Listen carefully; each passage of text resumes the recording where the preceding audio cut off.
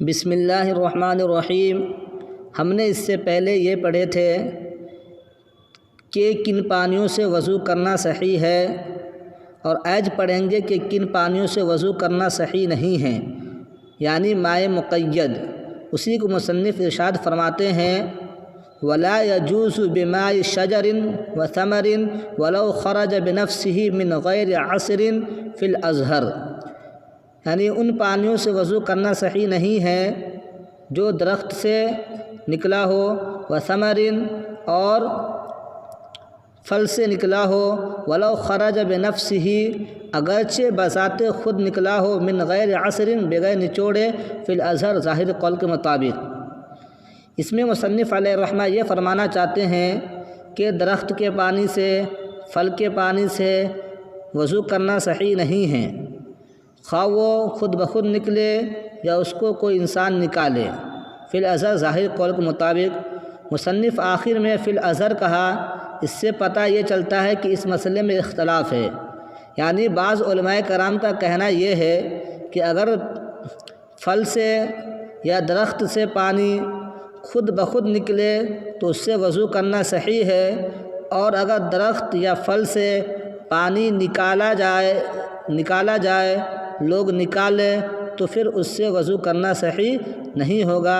یہ بعض علماء کرام کا کہنا ہے، لیکن مصنف فرماتے ہیں کہ ظاہر اور اصح قول یہی ہے کہ پانی خود بخود نکلے یا اس کو نکالے، دونوں صورتوں میں درخت کے پانی اور پھل کے پانی سے وضو کرنا صحیح نہیں ہے، اس بنا پر کہ جو درخت سے پانی نکلتا ہے اس کو پانی نہیں کہتے بلکہ عرق کہتے ہیں، اور جب پھل سے پانی نکلتا ہے تو اس کو پانی نہیں کہتے بلکہ جوس کہتے ہیں۔ تو دیکھیے پانی کا نام و نشان ہی مٹ گیا ہے، اس کو پانی نہیں کہتے۔ جب پانی نہیں کہتے ہیں تو اس سے وضو کرنا بھی صحیح نہیں ہوگا۔ اور آگے ارشاد فرماتے وَلَا بِمَاءٍ زَالَ طَبْعُهُ بِالطَّبْخِ أَوْ بِغَلْبَةِ غَيْرِهِ عَلَيْهِ، اور ان پانیوں سے بھی وضو کرنا صحیح نہیں ہے جس کی طبیعت پکانے کی وجہ سے زائل ہو گئی ہو، او بغلبۃ غیر علیہ، یا اس پر غیر کا غلبہ ہونے کی وجہ سے پانی کی طبیعت زائل ہو گئی ہو، تو ان دونوں پانی سے وضو کرنا صحیح نہیں ہے۔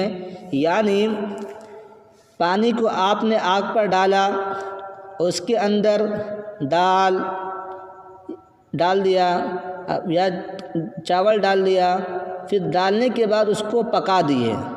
جب دال ڈالنے کے بعد اس کو پکا دیے تو اب پانی کی طبیعت اپنی اصلی حالت پر نہیں ہے بلکہ طبیعت بگڑ گئی ہے، طبیعت زائل ہو گئی ہے، اور وہ پانی نہ رہا بلکہ دال بن گیا ہے، لہذا اس سے وضو کرنا صحیح نہیں ہے۔ او بغلبۃ غیر علیہ، یا پانی پر غیر کا غلبہ ہو جائے۔ اس کا کیا مطلب ہے؟ اس کا مطلب یہ ہے کہ اگر پانی میں کوئی جامدات چیز مل جائے، جیسے کہ مٹی، اب مٹی ڈال دیے پانی میں تو مٹی کیا ہوگا، پانی کیا ہوگا، گارا ہو گیا۔ اب گارا ہو گیا گویا کہ مٹی کا غلبہ پانی پر ہو گیا، تو اب اس پانی سے وضو کرنا صحیح نہیں ہوگا۔ اسی طرح اگر پانی میں کوئی پھل وغیرہ یا جامدات چیز ملا دیے جس کی وجہ سے اس کی رقت و صلاحیت چلی گئی تو پھر اس سے وضو کرنا صحیح نہیں ہوگا۔ اب اس کو غلبہ کسے کہتے ہیں؟ جامدات میں غلبہ کیا ہو؟ جامدات کا معنی ٹھوس چیز، جیسے کہ پتا، پھل، مٹی وغیرہ، یہ چیز اگر پانی میں مل جائے تو کب وضو کرنا صحیح نہیں ہوگا؟ اب کب صحیح ہوگا اس کا مسئلہ آگے بیان کر رہے ہیں، اور کہتے ہیں کہ والغلبۃ فی مخالطۃ الجامدات باخراج الماء عن رقۃ وسیلانہ، ولا یضر تغیر اوصاف کلھا بجامد کزعفران وفاکہۃ وورق شجر۔ یہاں سے بتا رہے ہیں کہ غلبہ جامدات کا، جامدات معنی ٹھوس چیز، ترجمہ پہلے سنیں اور غلبہ جامدات میں مل جانے میں غلبہ یہ ہے کہ پانی کو اس کی رقت اور صلاحیت سے نکال دے۔ ولا یضر تغیر اوصاف کلھا بجامد، تو جامدات کی وجہ سے پانی کے تمام اوصاف کا بدل جانا کوئی نقصان نہیں دیتا، جیسے کہ زعفران، پھل درخت کا پتا۔ یہ رہا ترجمہ، اب مسئلہ سماعت کیجیے۔ کہتے ہیں کہ کوئی جامدات چیز جیسے کہ مٹی یا پتا یا زعفران اگر وہ پانی میں مل جائے، اب پانی میں ملنے کی وجہ سے یعنی اس میں زیادہ زعفران یا زیادہ پتا گر گیا اور وہ اس میں مل گیا، یا اس میں مٹی گر گئی اور وہ مل گیا، تو اس کے ملنے کی وجہ سے پانی کی رقت ختم ہو گئی ہو، پانی میں سیلانیت نہیں ہے، تو اگر سیلانیت نہیں ہے یا اس میں رقت نہیں ہے پانی میں، تو اس سے وضو کرنا صحیح نہیں ہوگا، اور اگر رقت باقی ہے، سیلانیت باقی ہے، تو پھر اس سے وضو کرنا صحیح ہوگا۔ مثال کے طور پر آپ نے پانی میں زعفران ملا دیا، زعفران ملانے کی وجہ سے اب پانی میں رقت نہیں ہے، پانی میں رقت نہیں ہے، ہم کیسے سمجھیں گے؟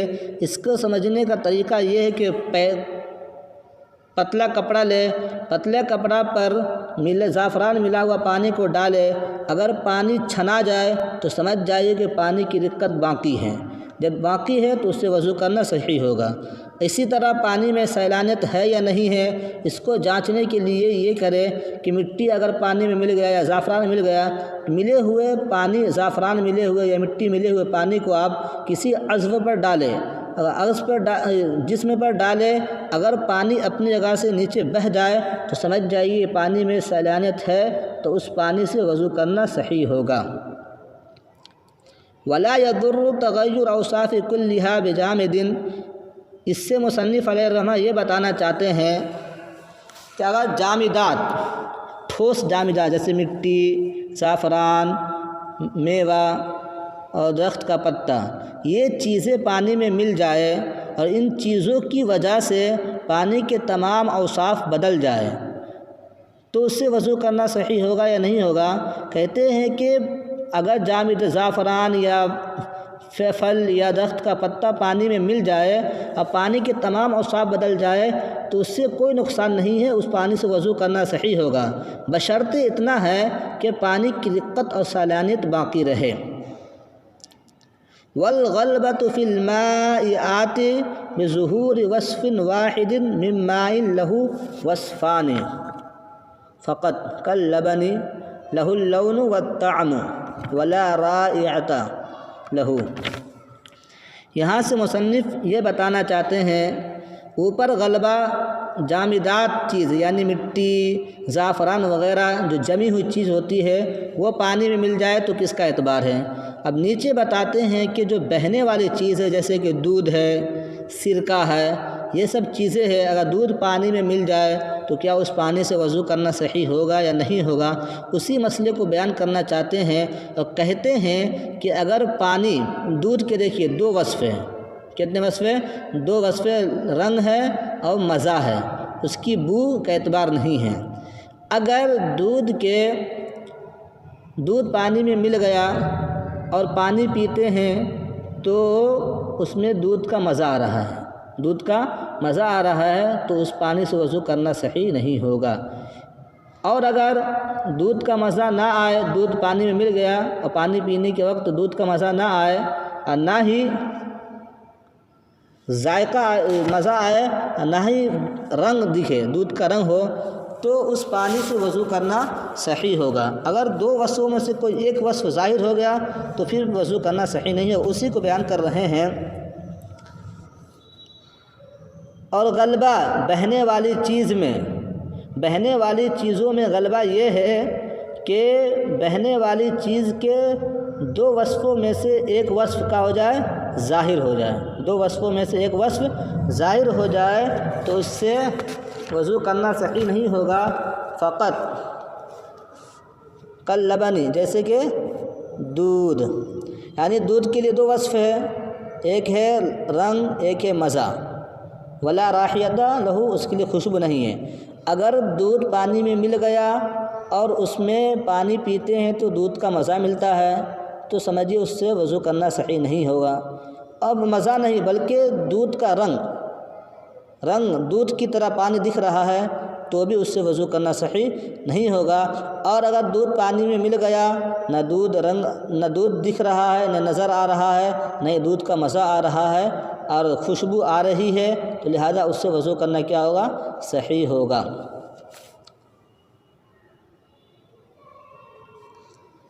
اور آگے فرماتے وَبِظُهُورِ وَصْفَيْنِ مِن مَّاءٍ لَهُ ثَلَاثَةٌ كَالْخَلِّ، اور دو وصفوں کا ظاہر ہونا اس بہنے والی چیز میں سے جس کے لیے تین وصف ہو، جیسے کہ کالخلی، جیسے کہ سرکہ۔ دیکھیے سرکہ اگر پانی میں مل جائے، اس کے لیے تین وصف، ایک رنگ ہے، ایک بو ہے، ایک مزہ ہے۔ ایک بو، مزہ، رنگ، اس کے تین وصف ہیں۔ اگر تینوں وصفوں میں سے کوئی دو وصف پانی میں ظاہر ہو گیا تو اس پانی سے وضو کرنا صحیح نہیں ہوگا۔ جیسے کہ سرکہ پانی میں مل گیا، اب پانی پیتے ہیں تو پانی سے سرکے کا مزہ آ رہا ہے، لیکن رنگ اس میں نہیں ہے، نہ ہی بو ہے، تو لہذا تین وصفوں میں سے صرف ایک ہی وصف ہوا، لہذا اس پانی سے وضو کرنا صحیح ہوگا۔ اور اگر سرکہ پانی میں مل گیا اور جب پانی پیتے ہیں تو اس پانی سے سرکے کا مزہ اور اس کی بو آ رہی ہے، یا سرکے کا مزہ اور پانی میں سرکہ کا رنگ آ رہا ہے، یعنی دو وصف ظاہر ہو گیا پانی میں، تو اب اس پانی سے وضو کرنا صحیح نہیں ہوگا۔ اور اگر صرف ایک وصف ظاہر ہوا تو لہذا اس پانی سے وضو کرنا صحیح ہوگا۔ والغلبۃ فی الماء الذی لا وصف له كالماء المستعمل وماء الورد المنقطع الرائحة تكون بالوزن فإن اختلط رطلان من الماء المستعمل برطل من المطلق۔ اب یہاں سے بتاتے ہیں کہ وہ پانی جس کا کوئی وصف نہ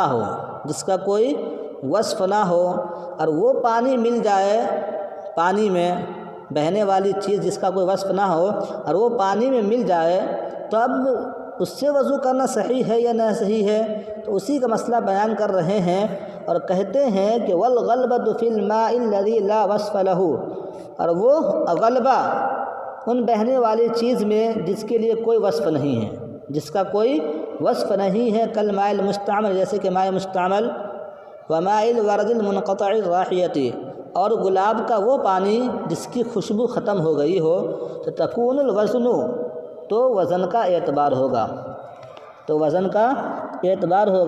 فإن اختلط رطلان من الماء المستعمل، پس اگر ماء مستعمل کا دو رطل مل جائے برطل من الماء من المطلق، ماء مطلق کے ایک رطل کے ساتھ، مائع مطلق کے ایک رطل کے ساتھ مائع مستعمل مل جائے، تو لہذا اس پانی سے وضو کرنا صحیح نہیں ہوگا۔ اسی کو کہتے ہیں لا یجوز بہ الوضو، اس سے وضو کرنا صحیح نہیں ہے۔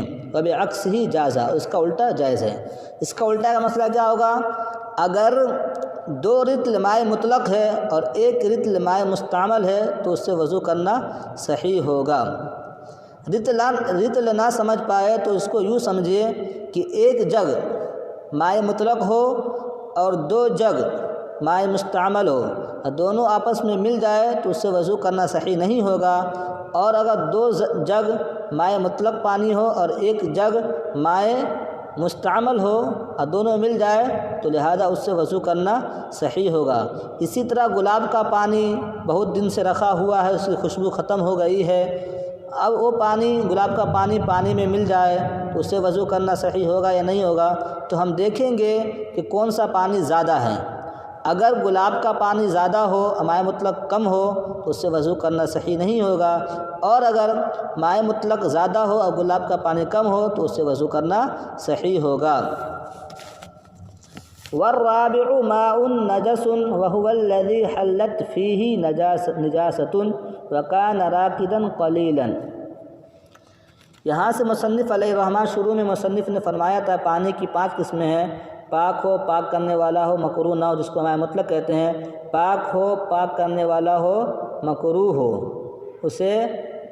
وہ پانی جس کے بلی وغیرہ نے پی لیا ہو، اور ایک تیسری قسم تھی پاک ہو لیکن پاک کرنے والا نہ ہو، جیسے کہ مائع مستعمل۔ اور چوتھی قسم یہاں بیان کر رہے ہیں والرابع ماء نجس وهو الذي حلت به نجاست وكان راكدا قليلا۔ پانی کی چوتھی قسم وہ ناپاک پانی ہے، پانی کی چوتھی قسم ماء نجس ناپاک پانی ہے، وهو الذي وہ پانی جس میں نجاست گر گیا ہو، وكان راكدا قليلا اور وہ کیا ہو، کم ہو، راکدا قلیلا کم ہو۔ اب دیکھیے اس میں مسئلہ یہ ہے کہ کسی پانی میں نجاست گر گیا اور وہ پانی کم ہے، وہ پانی کیا ہے، کم ہے، اور وہ پانی ٹھہرا ہوا ہے، تو اب وہ پانی ناپاک ہو گیا۔ وہ پانی ناپاک، کم ہو پانی اور ٹھہرا ہوا ہو تو وہ پانی ناپاک ہو جائے گا۔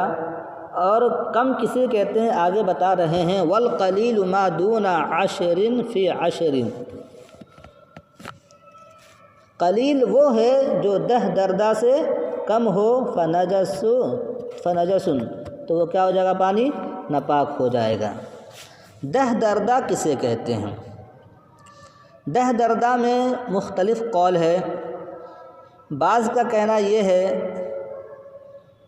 کہ جسے متکلم مائع کثیر جانے وہ مائع کثیر ہے، اور جسے مائع قلیل جانے وہ مائع قلیل ہے، یہ متکلم کے اوپر ہے۔ اور بعض کا کہنا یہ ہے کہ 10 دردہ وہ ہے کہ اگر ایک کنارے بیٹھ کر حرکت دے تو حوض کا دوسرا کنارہ نہ ہلے، اسے 10 دردہ کہتے ہیں۔ لیکن بہتر اور مناسب قول یہ ہے کہ 10 دردہ وہ ہے جو ہاتھ سے ناپا گیا، یعنی 10 ہاتھ چوڑا 10 ہاتھ لمبا ہو۔ کوئی ایسا حوض ہو جو 10 ہاتھ لمبا 10 ہاتھ چوڑا ہو، اسے 10 دردہ کہیں گے۔ اور گہرائی میں یہ ہو کہ اگر چلو سے پانی اٹھائے تو زمین نہ دکھے، وہ 10 دردہ ہے، وہ 10 دردہ ہے۔ اگر 10 دردہ ہو اس میں نجاست گر جائے، کوئی نجاست کے بو مزہ رنگ نہ آئے تو وہ پانی پاک ہے۔ وَإِن لَّمْ يَظْهُرْ أَثَرُهَا فِي أَوْ جَارِيًا وَظَهَرَ فِيهِ أَثَرُهَا۔ اور یہاں کہہ رہے ہیں إِن لَّمْ يَظْهُرْ أَثَرُهَا فِيهِ، اگرچہ اس میں اس کا اثر ظاہر نہ ہوا ہو، اگرچہ اس میں اس کا اثر ظاہر نہ ہوا ہو، یعنی تھوڑا پانی ہو اور پانی رکا ہوا ہو، اس میں نجاست گر گیا لیکن اس کا اثر ظاہر نہیں ہوا، اس کے باوجود وہ پانی کیا ہو جائے گا، ناپاک ہو جائے۔ مثال کے طور پر ایک ڈرام ہے، اس میں پانی ہے، اب اس میں پیشاب کا ایک قطرہ گر گیا۔ جب پیشاب کا ایک قطرہ گرا تو آپ ہی بتائیے کہ اس ڈرام میں پتہ چلے گا، اس میں اس کا اثر ظاہر ہوگا، اثر یعنی بو مزہ رنگ اس میں ظاہر ہوگا؟ نہیں ہوگا، ظاہر نہیں ہوگا، کیونکہ ایک بوند پیشاب گر گیا ہے۔ تو مائع قلیل کم پانی میں نجاست گر جائے، اگرچہ اثر ظاہر ہو یا ظاہر نہ ہو، دونوں صورتوں میں پانی کیا ہو جائے گا، ناپاک ہو جائے گا۔ کم پانی ہو اور ٹھہرا ہوا ہو تو اس میں نجاست گر جائے تو پانی ناپاک ہو جائے گا، خواہ اس کا اثر ظاہر ہو یا ظاہر نہ ہو۔ او جارین وظہر فیہ اثرہا، اب کہتے پانی تو کم ہو لیکن پانی بہتا ہوا ہو، پانی کیا ہو، بہتا ہوا ہو، اور اس میں نجاست گر جائے تو اس میں یہ ہے کہ اس کا اثر ظاہر ہوگا تو پانی ناپاک ہوگا، اور ظاہر نہ ہو تو پانی ناپاک نہیں ہوگا۔ جیسے کہ ایک نالی ہے، اس سے پانی بہہ رہا ہے، اس میں کسی نے پاخانہ گرا دیا یا اس میں پیشاب کر دیا، تو اب جب اس سے وضو کرتا ہے، ایک نالی ہے بہتا ہوا ہے جو 10 دردہ سے کم ہے، اب اس میں اس کی بو آ رہی ہے تو گویا وہ پانی ناپاک، اس سے وضو کرنا صحیح نہیں ہے۔ اور اگر پانی کی نجاست کی بو نہیں آ رہی ہے تو اس پانی سے وضو کرنا صحیح ہوگا۔ اب کہتے ہیں بہتے ہوئے پانی میں جو نجاست گرا تو اس کا اثر ظاہر ہوا، تو اثر سے کیا مراد ہے؟ والاثر طعم ولون او ریح، ہاں اثر یہ کہ اس کا مزہ آئے، او لون یا نجاست دکھے پانی میں، اور ریح یا اس کی بو آئے، ان تینوں میں سے کوئی ایک ظاہر ہو گیا تو اس پانی سے وضو کرنا صحیح نہیں ہوگا۔ یعنی پانی ٹھہرا ہوا ہو، کم ہو پانی ٹھہرا ہوا ہو، آدھا درجہ سے کم ہو اور اس میں نجاست گر جائے، اس کی بو مزہ آئے یا نہ آئے، لہذا اس سے وضو کرنا صحیح نہیں ہوگا۔ اور پانی بہتا ہوا ہو، آدھا درجہ سے کم ہو لیکن بہتا ہوا پانی ہو تو اس میں نجاست گر جائے تو دیکھیں گے کہ اس سے بو آ رہی ہے یا نہیں آ رہی ہے، اس میں رنگ ہے یا نہیں ہے، تو اگر اس کا مزہ ذائقہ بدلا یا نہیں بدلا، اگر ذائقہ بدل جائے یا نجاست کا رنگ اس میں ظاہر ہو رہا ہے اور اس کی بو آ رہی ہے تو اس پانی ناپاک ہو جائے گا، پھر اس سے وضو کرنا صحیح نہیں ہوگا۔ اور بہتے ہوئے پانی سے بو مزہ رنگ نہ دکھے تو اس سے وضو کرنا صحیح ہوگا۔ اور پانی کی پانچویں قسم بتا رہے والخامس، اور پانچویں قسم ہے ماء مشکوک، مائع مشکوک ہے یعنی وہ پانی جس میں شک ہو۔ ماء مشکوک فی طہوریتہ وہو ما شرب منہ حمار او بغل، پانی کی پانچویں قسم وہ پانی ہے جس کی پاکیزگی میں، جس کے پاک ہونے میں لوگوں کو شک ہو، وہو ما شرب منہ، اور وہ پانی ہے جس سے گدھا یا کھچر پی لیا ہو، جس سے گدھا یا کھچر پی لیا ہو، اسے مائع مشکوک کہتے ہیں۔ مائع مشکوک شریعت نہ اس کے بارے میں پاکی کا حکم لگاتے ہیں نہ ناپاکی کا حکم لگاتے ہیں۔ مائع مشکوک اس وقت کام آتا ہے کہ اگر کسی کے پاس مائع مطلق نہ ہو تو علماء کرام کہتے ہیں کہ مائع مشکوک سے ہی وضو کر لے اور اس کے بعد احتیاطاً تیمم کر لے، پھر اس کے بعد نماز پڑھے یا قرآن شریف کرے تو اس کا نماز پڑھنا اور قرآن شریف پڑھنا صحیح ہوگا۔ یعنی مائع مشکوک کے بارے میں شریعت نہ ناپاک ہونے کا یقینی طور پر حکم لگاتا ہے نہ پاک ہونے کا یقینی طور پر حکم لگاتا ہے۔ السلام علیکم ورحمۃ اللہ وبرکاتہ۔